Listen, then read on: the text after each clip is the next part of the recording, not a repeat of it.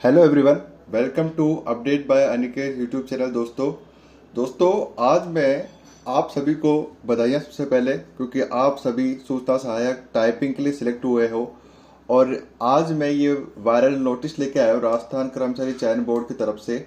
देखिए दोस्तों, सूचना सहायक भर्ती परीक्षा के लिए आप सभी को टाइपिंग करनी है और हिंदी और इंग्लिश दोनों लैंग्वेज के अंदर करनी है।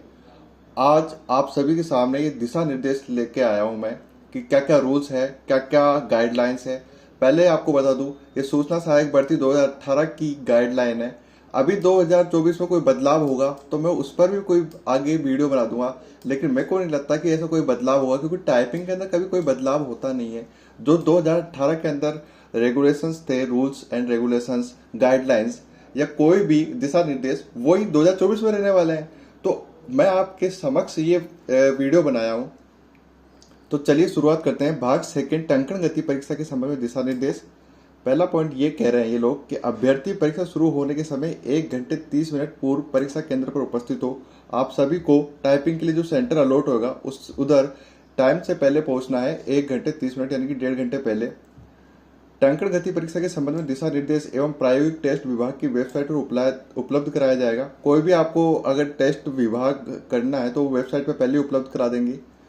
उसके बाद परीक्षा केंद्र के मुख्य द्वार मेन गेट पर आपका प्रवेश पत्र जांचा जाएगा, एडमिट कार्ड, जो कि ये नॉर्मल बात है। आपकी गहन जांच की जाएगी।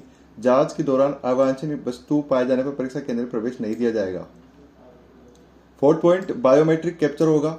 ये सभी में होता है। परीक्षा हॉल में परीक्षक आपकी उपस्थिति आपके हस्ताक्षर करा के अंकित करेंगे, आपके सिग्नेचर हो जाएंगे।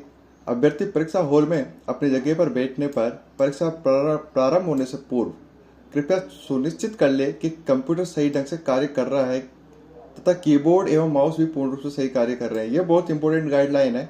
देखो, जहां पे भी आप बैठो वहां पे आप पहले चेक कर लो कि कीबोर्ड के अंदर सारे की अच्छे से प्रेस हो रहे हैं कि नहीं हो रहे। मान लो आप ओ दबा रहे हो तो ओ प्रेस हो रहा है कि नहीं हो रहा। और माउस कीबोर्ड सभी अच्छे से जांच कर ले, क्योंकि टाइपिंग स्टार्ट होने के बाद वो नहीं सुनेंगे, उसके बाद आप कीबोर्ड चेंज नहीं कर सकते। आप ये चीज पहले ही कर लेना, ठीक है। परीक्षा शुरू होने के पहले उपरोक्त के बारे में अभिजागर या इन्विजिलेटर जो वहां पे होते हैं उपस्थित को सूचित नहीं करने की दशा में संपूर्ण जिम्मेदारी स्वयं अभ्यर्थी की। क्योंकि देखो, छोटी सी गलती के कारण आप टाइपिंग में एकदम फेल हो सकते हो। तो सबसे पहले ये चीज अच्छे से चेक कर लेना। उसके बाद परीक्षा शुरू होने से पहले अभ्यर्थी स्क्रीन पर दिए गए निर्देशों को ध्यानपूर्वक अध्ययन कर ले। अपनी आवश्यक सूचनाओं की प्रविष्टि कंप्यूटर पर ध्यानपूर्वक करें। उसके बाद टंकण गति परीक्षा हेतु विशेष रूप से बनाए गए सॉफ्टवेयर का उपयोग किया जाएगा। जैसे कि अभी आप काय पे प्रैक्टिस कर रहे हो, सोनमा सॉफ्टवेयर पे या कोई भी सोनी सॉफ्टवेयर पे, तो आपको उधर भी ऐसा कुछ सॉफ्टवेयर मिलेगा टाइपिंग के लिए। उधर कोई अलग से तो होगा नहीं। यदि किसी कारण से सॉफ्टवेयर में समस्या आ रही है तो इन्विजिलेटर को तुरंत सूचित करें। कंप्यूटर पर टंकण गति परीक्षा यानी कि टाइपिंग से पहले या परीक्षा समय में परीक्षा सॉफ्टवेयर के अतिरिक्त किसी अन्य सॉफ्टवेयर के साथ नहीं खोलना है, या इससे होने वाली समस्या के लिए आप स्वयं जिम्मेदार होंगे। सिर्फ आपको टाइपिंग पे ध्यान रखनी है और कोई सॉफ्टवेयर नहीं खोलना है।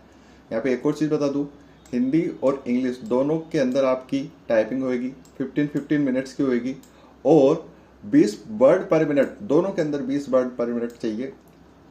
अर्हता हेतु दोनों भाषाओं में अलग अलग निर्धारित न्यूनतम टंकण गति को प्राप्त करना अनिवार्य है, यानी कि 20-20 ही लेना है आपको अगर सिलेक्शन चाहिए तो, या 20 से ऊपर भी होगा तो कोई दिक्कत वाली बात नहीं होगी। टंकण गति परीक्षा में 2 भागों में ली जाएगी। प्रत्येक भाग हेतु 15-15 मिनट का समय दिया जाएगा। पहले 15 मिनट दे देंगे आपको हिंदी के लिए और फिर उसके बाद 5 मिनट का ब्रेक दे देंगे। ये देखो यहाँ लिखा हुआ, दोनों परीक्षाओं में 5 मिनट का अंतराल होगा। और उसके बाद आपका फिर से 15 मिनट की इंग्लिश के लिए। यहाँ पे आप देख लो, हिंदी कीबोर्ड के अंदर देखो, हिंदी कीबोर्ड इस तरह से देखने को मिलेगा आपको। यहाँ पे फ, मैं, आधा मैं, त और ज।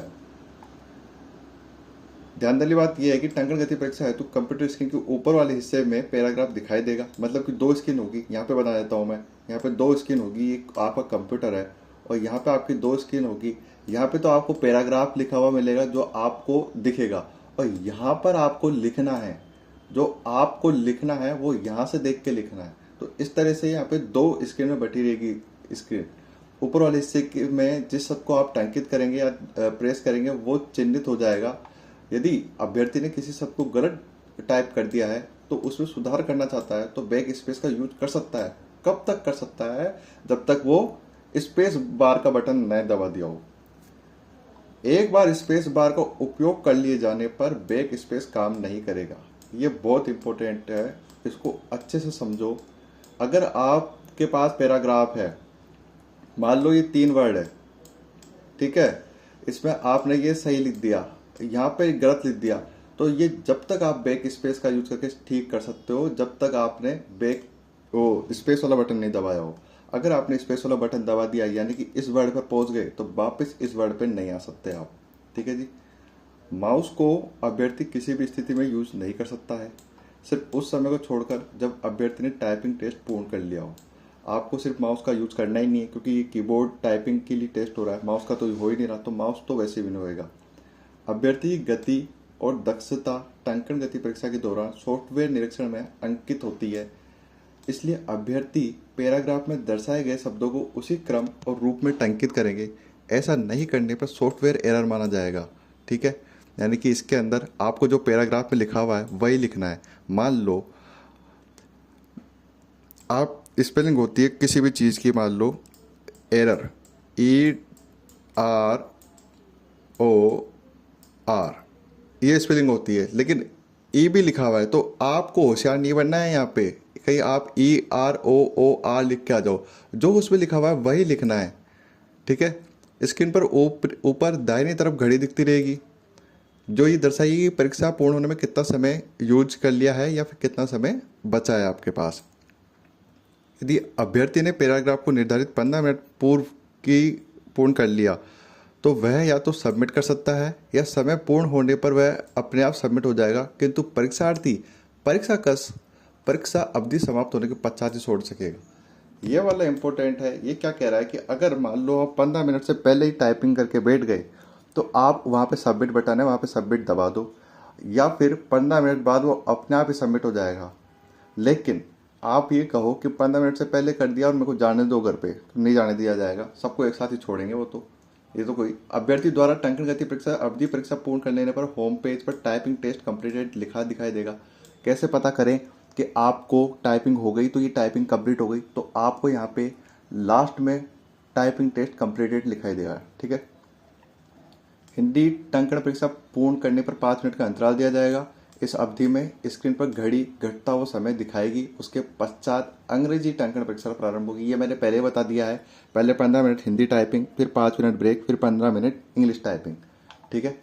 इसके बाद देखिए यहाँ पे मूल्यांकन हेतु दिशा निर्देश दे रखा है। अब थोड़ा ज़्यादा लंबी वीडियो बन रही है इसलिए मैं थोड़ा जल्दी बोलूँगा कि अभ्यर्थी द्वारा टंकित किए गए शब्द गति सॉफ्टवेयर द्वारा जांची जाएगी। अभ्यर्थी को चिन्हित शब्द को दर्शाए गए अनुसार ही यथाक्रम में कंप्यूटर स्क्रीन के नीचे वाले आधे हिस्से में टंकित करना है, ये बता दिया। शुद्ध अशुद्ध रूप में 2 बार या 2 से अधिक बार टंकित कर दिया गया है तो त्रुटि मानी जाएगी, ये भी मैंने पॉइंट बता दिया है आपको। आगे देखिए, ये एग्जाम्पल समझ लो अच्छे से। राम फल खा रहा था, तो इसमें फल शब्द चिन्हित है तो आप वही टंकित करें। एक बार आपने स्पेस बार दबा दी तो अगला शब्द खा चिन्हित हो जाएगा, ठीक है। मतलब कि एक बार रामफल लिखा आपने, फिर उसके बाद खा आएगा, खा पे चिन्हित चल जाएगा, मतलब आपको पता चल जाएगा खा लिखना है अब, और आपको खा शब्द टंकित करना है। यदि इस समय फल अंकित कर दिया आपने तो आपकी त्रुटि मानी जाएगी, यानी कि राम फल खा रहा था, और अगर आप खा की जगह रहा लिख रहे हो या कुछ और लिख रहे हो तो फिर वो एरर मानी जाएगी, ठीक है। टाइपिंग मॉड्यूल में दर्शाए गए शब्दों में परिवर्तन या स्थान परिवर्तन गलती एरर मानी जाएगी। अभ्यर्थी को चिन्हित शब्द को ध्यानपूर्वक देखकर समान शब्द अंकित करना है।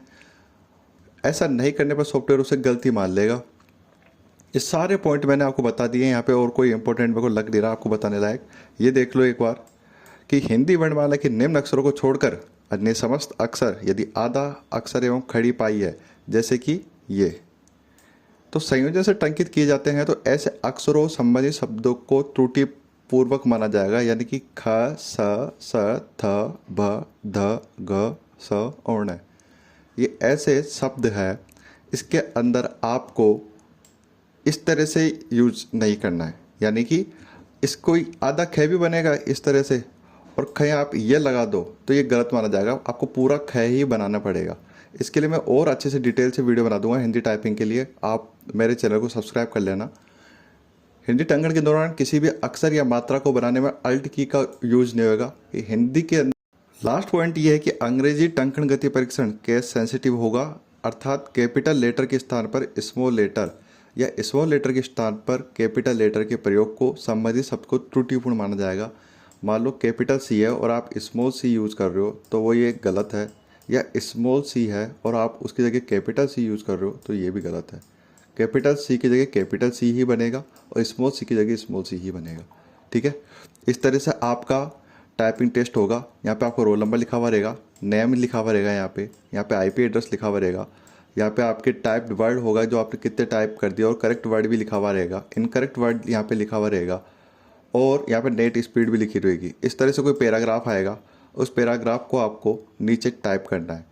टंकण गति परीक्षा में सर्वप्रथम आपको उपलब्ध कराए गए कंप्यूटर पर जैसे निम्न प्रकार होगा। किस तरह से? इस तरह से इधर आपको रोल नंबर एंटर करने हैं, आपको यहाँ पे डेट ऑफ बर्थ एंटर करनी है और लॉगिन प्रेस करना है, आपका चालू हो जाएगा। इसके बाद सॉफ्टवेयर में लॉगिन हेतु रोल नंबर का उपयोग यूज़ करना है। ठीक है, बता दिया मैंने आपको ये चीज़। टंकण गति परीक्षण सॉफ्टवेयर स्वतः ही टंकित किए गए शब्दों को सेव कर लेगा, आपको सेव करने की जरूरत नहीं है, अपने आप सेव कर लेगा। बस टाइपिंग पूरी होने पर लास्ट में सबमिट का ऑप्शन आएगा, उधर सबमिट क्लिक कर देना आप। अंग्रेजी टाइपिंग के लिए कुरियर न्यू फॉन्ट का यूज होता है और यहाँ पे हिंदी के लिए डेवलिश 010 फॉन्ट यूज होगा। ये इम्पोर्टेंट है, इसको आप मार्क कर लो, अच्छे से समझ लो। इंग्लिश के लिए कुरियर न्यू फॉन्ट और हिंदी के लिए डेवलिश 010 फॉन्ट यूज होगा। इस तरह से आपकी विंडो रहेगी और इस विंडो के अंदर यहाँ पे जो आपको लिखना है वो होगा, यहाँ पे बताया रहेगा कि क्या लिखना है और यहाँ पे जो आप एंटर करोगे ना वो लिखा रहेगा। यहाँ आपकी फ़ोटो, ये roll number, name, net speed, total time, सब चीज़ आपकी डिटेल इस साइड रहेगी, राइट साइड। और इस तरह से इंग्लिश का रहेगा। ठीक है, thank you everyone for watching this video. आप मेरे चैनल को सब्सक्राइब कर लीजिए, लाता रहूँगा ऐसी और नई वीडियोज़ सूचना सहायक के लिए, स्पेशली सूचना सहायक के लिए, टाइपिंग के लिए वीडियो लाता रहूँगा। कैसे आपको इंग्लिश के लिए करनी है, कैसे आपको हिंदी से करनी है, कौन कौन सी गलतियों से बचा जा सकता है, कौन कौन सी ट्रिक यूज़ करनी होगी आपको। देखो शॉर्ट ट्रिक्स भी होती है, स्पेशल सिंबल्स भी होते हैं, सभी मैं आपके लिए वीडियो लाऊंगा, तैयार कर रहा हूँ। आप तब तक मेरे चैनल को सब्सक्राइब कर लीजिए। तब तक के लिए जय हिंद।